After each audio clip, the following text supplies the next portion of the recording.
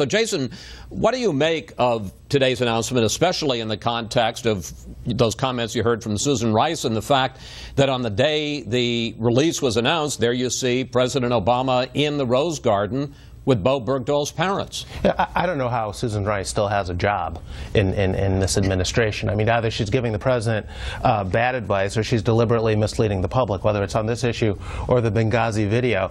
But this deal smelled from the beginning, Chris. As soon as he was released, other members of his unit went on record questioning whether or not he was a deserter. These were credible folks who knew what they were talking about.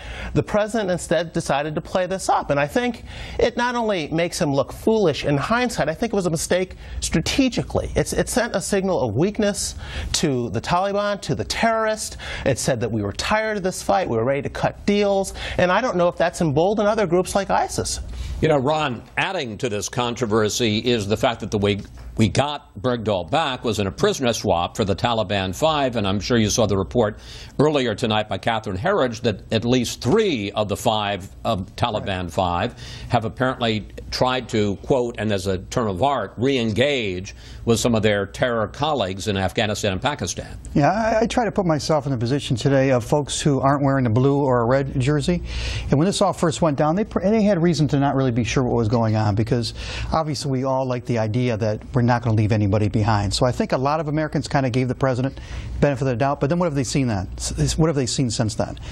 They realized that 6 of these people who were released from Guantanamo really were bad guys, and 3 of them wanted to get back in the fight.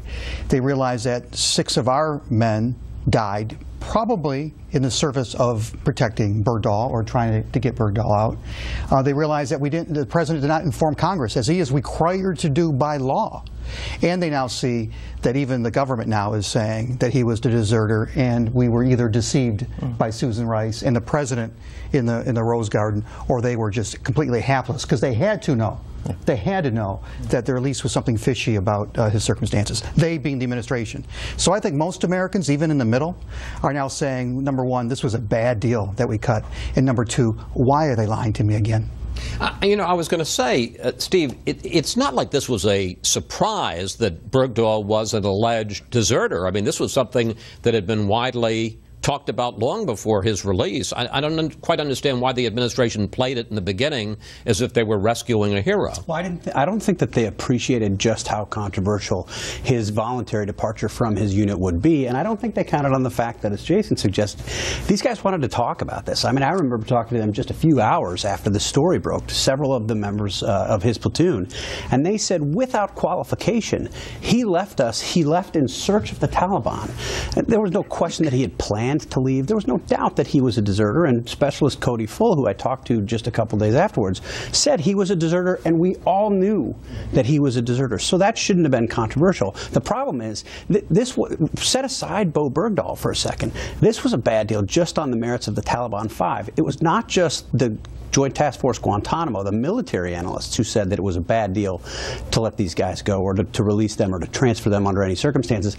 It was President Obama's own Guantanamo Task Force, the second review of this, that went beyond what the JTF Gitmo team did, and also said these folks shouldn't be released. You had James Clapper provide testimony before Congress saying that they would return. Director of National Intelligence. Others say that they will return to the fight. Let me pick up, though, and even today the White House's response is, look, we don't leave anyone behind, and if it turns out he's a deserter, we'll deal with that after the fact. But we were pulling back from the battlefield in Afghanistan. You don't leave anyone behind. Is that a legitimate or reasonable argument? No. First of all, I don't think that's actually true. Secondly, if you look at the costs in this kind of a swap, whether you're talking about a snatch and grab operation or you're talking about a prisoner trade, I mean, we know that, for instance, in the discussions with the Cuban government about the new policy going forward, that they saw this trade and said, we can press a harder bargain. You also, as Ron points out, you had people risking their lives to go look for him, and there was probable cause to believe that he may have joined up with the Taliban, that he may have been with them voluntarily. So that wasn't worth going back to get him at all. Even if you say we don't leave anyone behind, that doesn't mean you have to turn him into a hero.